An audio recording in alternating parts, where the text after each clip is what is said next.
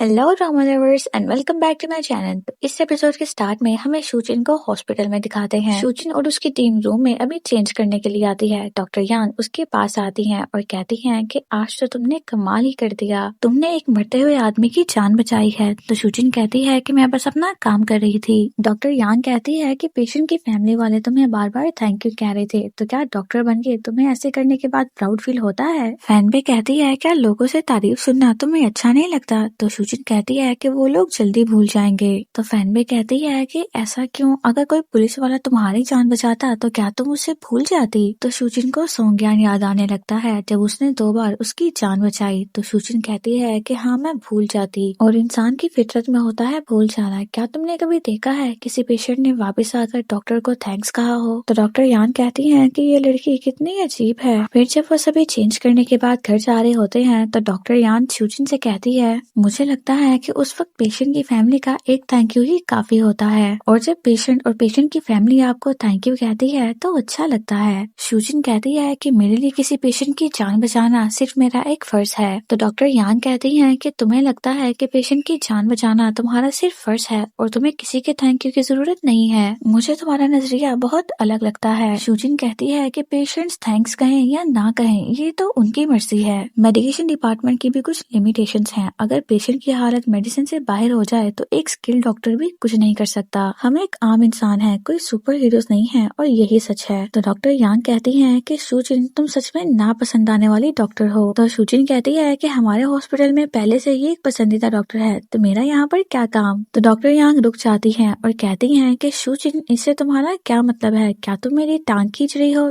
तो शूचिन कहती है कि मैं सच में तारीफ कर रही थी। फिर हमें यांजिन के साथ शाओ शाओ को दिखाते हैं। यांजिन कहता है कि तुम आज यहाँ पर कैसे आ गए, मैं बहुत ज्यादा बिजी हूँ। तो याओ याओ कहता है कि अरे यार मैं तुम्हें मिस कर रहा था, इसलिए मैं तुमसे यहाँ मिलने आ गया। तो यांजिन कहता है कि बस करो। तो याओ याओ कहता है कि अरे यार सच में तुमसे मिले हुए बहुत दिन हो गए थे, मैं तुम्हें मिस कर रहा था और मुझे तुमसे कुछ बात करनी है। तो यांजिन कहता है कि मेरे पास वक्त नहीं है, तुम कहीं और जाओ। तो याओ याओ कहता है कि अरे सच में मुझे तुम्हारी मदद चाहिए। यांजिन कहता है कि तुम्हें मेरी क्या मदद चाहिए? तो याओ याओ कहता है कि एक प्रोजेक्ट है, मैं चाहता हूँ कि तुम उसमें इन्वेस्ट करो। तो यांजिन कहता है कि मजाक कर रहे हो क्या, तुम्हारे पास अपने पैसे नहीं है? तो याओ याओ कहता है कि मैं तुम्हारे सामने ईमानदार रहूंगा, एक्चुअली मैं ही अपनी एक्स गर्लफ्रेंड के लिए कर रहा हूँ, तुम जानते तो हो वो कुछ सालों से एक नए प्रोजेक्ट पे काम कर रही है, तो फिर इसलिए मैंने सोचा। तो यांजिन कहता है कि तुम मुझे एक्सक्यूज की तरह यूज करना चाहते हो। याओ याओ कहता है कि अरे यार ऐसे तो मत बोलो, तुम तो एक बड़े इन्वेस्टर हो ना, और क्या यार थोड़ा सा प्रॉफिट हमें भी दे दो ना, और वैसे भी मुझे लगा कि हम साथ में काम करेंगे तो मजा आएगा। यांजिन कहता है कि उसे जितने पैसे चाहिए मैं उसे दे सकता हूँ, लेकिन ऐसे छोटे प्रोजेक्ट से मुझे दूर रखो और मुझे जरा काम है, तुम अभी जाओ, और उठकर जाने लगता है। तो याओ याओ कहता है कि अरे अपनी कॉफी तो खत्म करके जाओ। तो यांजिन कहता है कि अकेले ही खत्म करो। फिर यांजिन अपने कंप्यूटर में काम करने लगता है। तो याओ याओ कहता है कि वैसे आजकल शूचिन, इतना कहकर ही चुप कर जाता है। तो यांजिन कहता है कि अगर तुमने कुछ कहना है तो कहो, वरना जाओ यहाँ से। तो याओ याओ हंसता है और कहता है कि अभी तो तुम कह रहे थे कि तुम्हारे पास वक्त नहीं है, अब टाइम मिल गया क्या तुम्हें? और फिर बताता है कि शूचिन सोंगयान से मिली थी, तो क्या तुम्हें डर नहीं लगता कि वो फिर से एक हो जाएंगे? तो यांजिन कहता है कि वो ऐसा नहीं करेगी। तो याओ याओ कहता है कि मिसेस मैंग उस पर बहुत ज्यादा जोर डाल रही हैं और इसीलिए मैं उसकी मेंटल हेल्थ को लेकर बहुत ज्यादा परेशान हूँ। तो यांजिन कहता है कि शूचिन बिल्कुल ठीक है। तो याओ याओ कहता है कि तुम ऐसा सोच रहे हो और मुझे तो ये भी लगता है कि तुम भी परेशान हो, कैसी जिंदगी है तुम दोनों की, और आखिर तुम दोनों करोगे भी क्या, तुम्हारी माँ ही ऐसी है। मेरा मतलब है कि तुम दोनों यंग हो, सब कुछ है तुम दोनों के पास, लेकिन फिर भी तुम खुश नहीं रह पाते, हमेशा उदासी ही छाई रहती है। फिर मुझे बताओ फायदा क्या है? और वैसे भी शूचिन जब से आई है वो अकेली पड़ गई है और अब वो बड़ी हो गई है, मुझसे भी अपनी दिल की बातें नहीं करती, और तुम तो मुझसे वैसे ही कुछ भी शेयर करते ही नहीं थे। तो तुम एक काम करो, शूचिन को आज मेरे घर लेकर आना, मैं शाओ याओ को भी बुला लूंगा, उन दोनों के बीच में दोस्ती हो जाएगी। याओ याओ की एक्स गर्लफ्रेंड शाओ याओ होती है। यांजिन कहता है कि उन दोनों का नेचर डिफरेंट है, वो दोनों दोस्त नहीं बन सकते। तो याओ याओ कहता है कि हाँ उन दोनों का नेचर तो डिफरेंट है, लेकिन तुम देखना एक दिन वो दोनों अच्छी दोस्तें बनेंगी। तो यांजिन कहता है कि बकवास बंद करो। तो याओ याओ यांजिन के पास आते हुए कहता है कि अरे मैं सही कह रहा हूँ, अब हमें ही देख लो, हम दोनों कितने सालों से अच्छे दोस्त हैं, है ना? तो यांजिन कहता है कि ऐसा नहीं है, तुम बहुत बकवास करते हो और मेरे काम कान दुखने लगे हैं, चलो छोड़ो मुझे। तो याओ याओ कहता है कि ठीक है और जाने लगता है, लेकिन जाते हुए कहता है कि अपना मुंह क्यों लटकाया हुआ है, खुश रहा करो वरना मुझे तुम्हारे लिए बुरा लगेगा। और फिर याओ याओ वहाँ से चला जाता है। फिर हमें सूजन को दिखाते हैं जो ऑफिस में बैठा काम कर रहा होता है, लेकिन सोंगयान वहाँ पर नहीं होता। सोंगयान को दिखाते हैं जो अकेला रूम में बैठा होता है और चेस बोर्ड को देख रहा होता है। फिर हमें शूजिन को दिखाते हैं जो बार में आती है। याओ याओ शूजिन को अपनी एक्स गर्लफ्रेंड जेंग शाओ के साथ मिलवाता है। शाओ याओ यानचिन और शूजिन को देखती है तो कहती है कि तुम दोनों तो सच में भाई बहन ही लगते हो। फिर जब ड्रिंक करने की बारी आती है तो शूजिन गिलास को देख रही होती है। तो याओ याओ कहता है कि तुम्हारी ये ओसीडी की बीमारी अब तंग करने लगी है, तुम्हारी आंखों में क्या माइक्रोस्कोप लगा हुआ है जो तुम्हें हर चीज गंदी ही लगती है। तो शूजिन कहती है कि तुम अपना काम करो। तो शाओ याओ कहती है कि तुम बहुत इंटरेस्टेड हो और याओ याओ से कहती है कि तुम हर किसी के काम में टांग क्यों अड़ाते हो। तो याओ याओ कहता है कि वैसे तुम्हारा न्यू बॉयफ्रेंड कहाँ है, उसे यहाँ पर बुलाओ जरा, उसे अच्छे से देख लेते हैं। तो शाओ याओ कहती है कि वैसे मैंने भी तुम्हारी गर्लफ्रेंड नहीं देखी। तो याओ याओ कहता है कि हमारा ब्रेकअप हो गया। तो शाओ कहती है कि ओ कॉन्ग्रेचुलेशन। फिर याओ याओ येजी से एक ड्रिंक के लिए गिलास मंगवाता है। येजी वहाँ पर आती है और ग्लास में ड्रिंक डालने लगती है। शाओ याओ शूजिन से पूछती है क्या तुम्हारा कोई बॉयफ्रेंड है। तो शूजिन कहती है कि नहीं। तो शाओ याओ कहती है कि तुम्हें तो बॉयफ्रेंड बनाना चाहिए, कहीं तुम कोई साधु ही ना बन जाना, मुझे डर है कहीं मुझे अगली बार टेम्पल में तुमसे मिलने ना आना पड़े। तो जेन शुआंग शाओ याओ से कहता है कि आप मेरा इन्वेस्टमेंट वापस कर दें। तो साथ ही शाओ कहती है कि वैसे साधु बनना भी कोई बुरी बात नहीं है, वैसे क्या अभी पैसे वापस करने होंगे। और शूजिन से कहती है कि क्यों ना यहाँ पर तुम्हारे लिए बॉयफ्रेंड ढूंढा जाए। तो यानचिन कहता है कि मेरी बहन को बिगाड़ो मत। फिर शाओ शूजिन के साथ फर्स्ट मीटिंग के नाम पर चेयर अप करती है। शाओ बस ड्रिंक का एक सिप लेती है तो शूजिन पूरा ग्लास पी लेती है। तो शाओ कहती है कि आई लाइक यू, इतनी संभाल तो पाओगे ना, इतनी ज्यादा मत पियो वरना तुम्हें अपने भाई से डांट खानी पड़ेगी। तो शूजिन कहती है कि तुम मुझे इसमें नहीं हरा सकती। तो शाओ कहती है कि चलो फिर आज देख ही लेते हैं। फिर वो लोग ड्रिंक के लिए शॉर्ट ग्लासेस मंगवाते हैं और शूजिन और शाओ दोनों ड्रिंक करती हैं। फिर हमें नेक्स्ट सीन में दिखाते हैं कि याओ याओ शाओ को व्हील चेयर पर बिठाकर बाहर लेकर आ रहा होता है। शाओ कहती है कि तुम मुझे धक्का क्यों दे रहे हो, मुझे चढ़ी नहीं है और मैं हार कैसे सकती हूँ। याओ याओ कहता है कि तुम भी कमाल की हो, जब तुम्हें पता है कि तुम इतनी बर्दाश्त नहीं कर सकती तो तुमने इतनी पी ही क्यों, बेइज्जती करवाने में तुम्हारा कोई मुकाबला नहीं। तो शाओ कह रही होती है कि मैं कैसे हार सकती हूँ। तो शूजिन कहती है कि तुम हार गई। तो शाओ कहती है कि मैं हार नहीं सकती, मुझे और पीनी है, और व्हील चेयर से भी गिरने वाली होती है। फिर यानचिन शूजिन को और याओ याओ शाओ को लेकर चले जाते हैं। यानचिन शूजिन को गाड़ी में बिठाता है। जब खुद गाड़ी में बैठने वाला होता है तो वहाँ पर येजी खड़ी होती है और कहती है कि एक्सक्यूज मी, क्या ये आपकी गाड़ी है। तो यानचिन कहता है कि जी हाँ। तो येजी कहती है कि वो गलती से मुझसे यहाँ पर स्क्रैच लग गया है। तो यानचिन स्क्रैच को देखता है तो कहता है कि कोई बात नहीं। तो येजी कहती है कि क्या।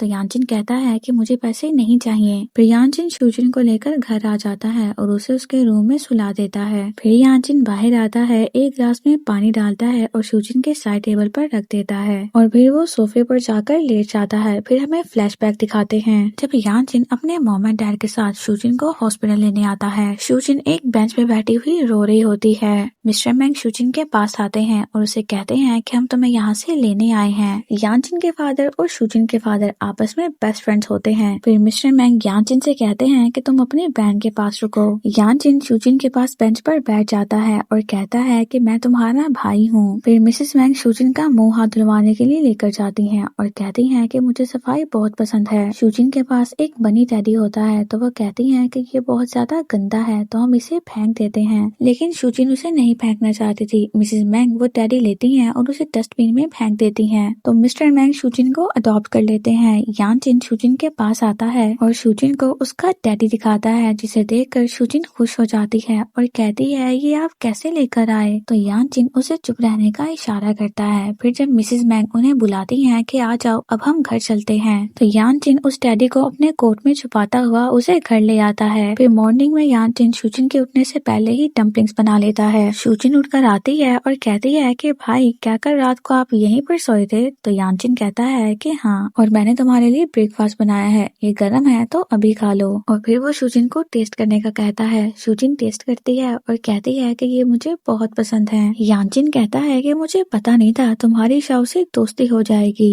तो शूजिन कहती है कि हाँ वो अच्छी लड़की थी। तो यानचिन कहता है कि तुम भी हो। तो शूजिन कहती है कि मैं तो बोरिंग हूँ और मुझे कोई भी पसंद नहीं करता। था। तो यानचिन कहता है कि देखो ऐसा मत बोलो। तो शूजिन कहती है कि मैंने सोंगयान से पैचअप करना चाहा था, लेकिन उसने मुझे मना कर दिया। वैसे अच्छा ही है कि उसने मुझे मना कर दिया। अगर उसने मुझे हाँ कह दिया होता तो पता नहीं मैं अभी क्या करती, और शायद मैं इस बारे में मॉम को भी ना बता पाती। उसने भी ये बात समझ ली होगी, और मैंने जो कुछ भी किया उसके बाद से वो मुझसे नफरत करता है, और शायद तब मैं दिखने में भी इतनी अच्छी नहीं थी। और फिर यानचिन से पूछती है कि जब मैं बाहर थी तो क्या उसका कोई लेटर आया था। तो यानचिन बस उसे खामोशी से देख रहा होता है। तो शूजिन कहती है कि कोई बात नहीं। यानचिन कहता है कि खाना खाओ, वो ठंडा हो रहा है, और मम्मी को पता है तुम्हारा आज ऑफ है तो उन्होंने तुम्हें घर पर बुलाया है। तो शूजिन कहती है कि ठीक है, और फिर वो दोनों खाना खाने लगते हैं। फिर हमें फायर फाइटर्स को दिखाते हैं जो अभी अभी रनिंग कर कर पहुंचते हैं। सोंगयान सबसे कहता है कि हम यहाँ पर 20 मिनट की ब्रेक लेंगे और इसके बाद हमारा अगला टास्क होगा रॉक क्लाइंबिंग। तो शूजिन कहता है कि ब्रेक टाइमिंग बहुत ज्यादा कम है, कम से कम उन्हें थोड़ा रेस्ट तो करने दो। तो सोंगयान कहता है कि ब्रेक सिर्फ अब 10 मिनट का है और वहाँ से चला जाता है। तो जेंदा बैंक कहता है कि जब भी पेरेंट्स लड़ते हैं तो सफर हमेशा बच्चों को ही करना पड़ता है। तो शाओजी कहता है कि चुप करो, तुम अच्छी तरह से जानते हो कि वो दोनों क्यों लड़ रहे हैं। फिर शूजिन अकेला अपने रूम में जाकर बैठ जाता है। फायर फाइटर भी अपने इमरजेंसी अलर्ट पर फिर से निकल पड़ते हैं। फिर हमें शूजिन को दिखाते हैं जो अपने रूम में सो रही होती है। इतने में ही उसे सोंगयान की आवाज आती है। सोंगयान पूछता है कि क्या इस फ्लैट में कोई है, हम फायर फाइटर्स हैं। शूजिन आकर दरवाजा खोलती है तो सोंगयान और शूजिन एक दूसरे को देखने लगते हैं, और टीम मेंबर्स भी आपस में बातें करने लगते हैं कि अरे ये तो वही डॉक्टर है। फिर मैनेजर शूजिन से कहता है कि फ्लैट नंबर 1201 का बच्चा बालकनी में अटक गया है और उसके पेरेंट्स भी घर पर नहीं है। तो सोंगयान कहता है क्या हम आपकी बालकनी इस्तेमाल कर सकते हैं। तो शूजिन कहती है कि जी हाँ, आ जाएं। फिर सभी फायर फाइटर्स अंदर आ जाते हैं। एक छोटा सा बच्चा बालकनी में लटका होता है। सोंगयान खुद को सेफ्टी रोप से बांधते हुए बालकनी से उस बच्चे को पकड़ लेता है और कहता है कि मैंने तुम्हें पकड़ लिया है, तुम बस हिलना मत। जियान ये शूजिन के फ्लैट से ऊपर वाले फ्लैट में जाता है और उस बच्चे को निकालता है, लेकिन जब सोंगयान उस बच्चे को बालकनी से घर में ला रहा होता है तो वो गिरने वाला होता है। सोंगयान बच्चे को पकड़ के रखता है और यानची सोंगयान को पकड़ लेता है और उसे ऊपर ले आता है। फिर शूजिन बच्चे को बैंडेज करती है। इतने में उसके मॉम और डैड भी आ जाते हैं। वो दोनों आते हैं और अपने बच्चे को पकड़ते हैं और फायर फाइटर्स का शुक्रिया अदा करते हैं। सोंगयान कहता है कि अभी आपका बच्चा काफी छोटा है तो आप इसे अकेला ना छोड़ा करें। तो उसकी मॉम कहती है कि हम दोनों अपने काम में बहुत ज्यादा बिजी थे, हमारे पास और कोई ऑप्शन नहीं था, लेकिन आइंदा ऐसा नहीं होगा। सोंगयान कहता है कि आप अपनी बालकनी को भी सील कर दें, वो बच्चों के लिए काफी डेंजरस है। तो वो लेडी कहती है कि सही कहा, काफी देर से शीशा टूटा हुआ था, और अपने हस्बैंड से कहने लगती है कि ये तुम्हारी गलती है सारी,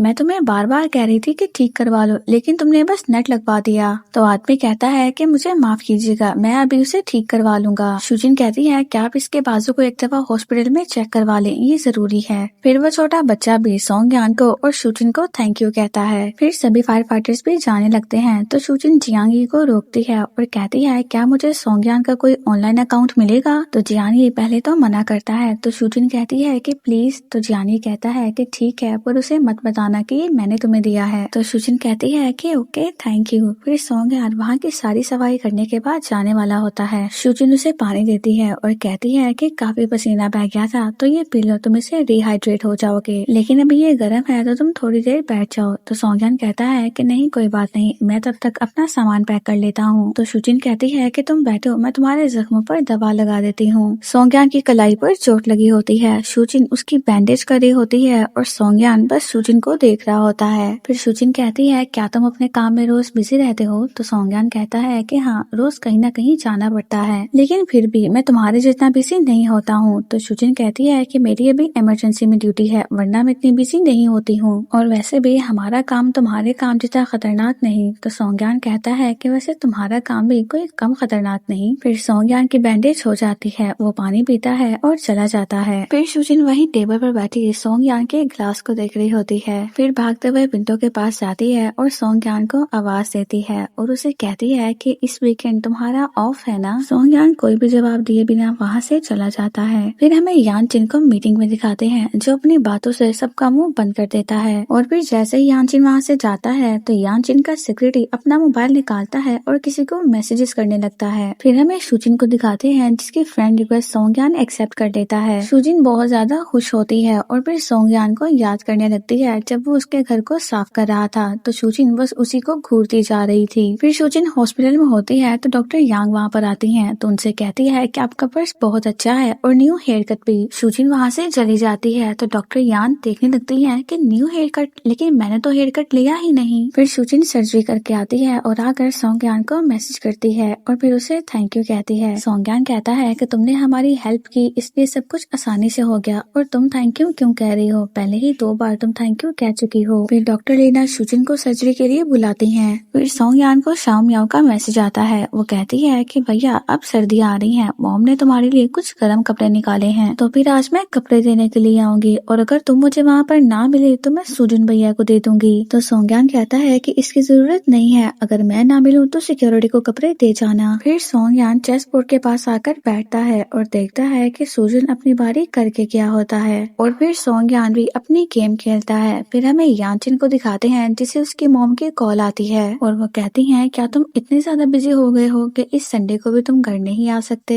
तो यानचिन कहता है कि मुझे कुछ काम है और वो मुझे खत्म करना है। तो उसकी मॉम कहती है क्या कंपनी शेयर होल्डर्स के साथ तुम्हारा कोई झगड़ा हुआ है, आखिर क्या बात है। तो यानचिन कहता है कि ऐसा कुछ नहीं है, शायद उन्हें मेरे किसी फैसले से एतराज है। तो मिसेस मैंग कहती हैं कि पिछले 2 साल से तुम काफी अच्छा काम कर रहे हो और किसी काम में तुमने कोई गलती भी नहीं की है। तो यानचिन कहता है कि मॉम मैं जानता हूँ मैं क्या कर रहा हूँ। तो मिसेस मैंग कहती हैं क्या तुम ड्राइव कर रहे हो, तो चलो ठीक है हम बाद में बात करते हैं, तुम रास्ते पे फोकस करो। तो मिस्टर मैंग यानचिन के मॉम से कहते हैं कि सुनो तुम उसके मामले में कुछ ज्यादा दखलंदाजी नहीं कर रही, हमें उसके कंपनी के मामले में दखलंदाजी नहीं करनी चाहिए। तो मिसेस मैंग कहती हैं कि ये सब कुछ मैं तुम्हारे लिए कर रही हूँ, अगर वो कंपनी की सीट को संभालेगा तो तुम्हें इतनी मेहनत करने की जरूरत नहीं पड़ेगी, तुम इतनी चिंता मत करो। मिस्टर मैंग कहते हैं कि धीरे धीरे हो जाएगा, अगर मेरी सेहत को देखा जाए तो मैं 10 साल अभी और काम कर सकता हूँ, तो इसलिए तुम इतना परेशान मत हो। फिर हमें यानचिन को दिखाते हैं जिसके पास उसका सिक्योरिटी आता है। वो कुछ फाइनेंशियल डॉक्यूमेंट्स लेकर आता है और यानचिन की सिग्नेचर मांगता है और जिस कंपनी के साथ आपने कॉन्ट्रैक्ट करने का कहा था उनके साथ हमारी साइनिंग डेट भी तैयार है। तो यानचिन अपने सिक्योरिटी मिंग से पूछता है कि तुम्हारा बॉस कौन है। तो वो कहता है कि क्या। तो यानचिन उसे घूरता है और कहता है कि तुम्हारा बॉस कौन है। तो सेक्रेटरी मिंग कहता है कि प्रेसिडेंट यानचिन आप है मेरे बॉस और ऐसा कुछ भी नहीं है। तो यानचिन उसे घूर रहा होता है तो कहता है कि मिस्टर मैंग ने मुझसे आपके काम के बारे में कभी नहीं पूछा, लेकिन एक बार बोर्ड मीटिंग में मिसेस मैंग ने मुझसे आपके बारे में जरूर पूछा था, लेकिन मैंने कुछ नहीं कहा था। यानचिन उसे घूर रहा होता है तो कहता है कि मुझे माफ कर दे प्रेसिडेंट यानचिन। यानचिन कहता है कि मुझे लगता है मुझे तुम्हें उन्हीं के काम के लिए लगा देना चाहिए। तो सेक्रेटरी मिंग कहता है कि नहीं सर, मुझे अपनी गलती का एहसास है, आई एम सॉरी सर। तो यानचिन फिर उसे बाहर भेज देता है। फिर हमें जेंदा बैंक को दिखाते हैं जो ट्रक के ऊपर होता है। फिर वहाँ पर फायर फाइटर्स आते हैं तो सबसे पूछने लगता है कि तुम सबको क्या टास्क मिला है। तो यानची कहता है कि कुछ नहीं, बस किसी का सर ग्रिल में अटक गया है। तो जेंदा बैंक कहता है कि हमें कब कोई अच्छा बड़ा वाला टास्क मिलेगा।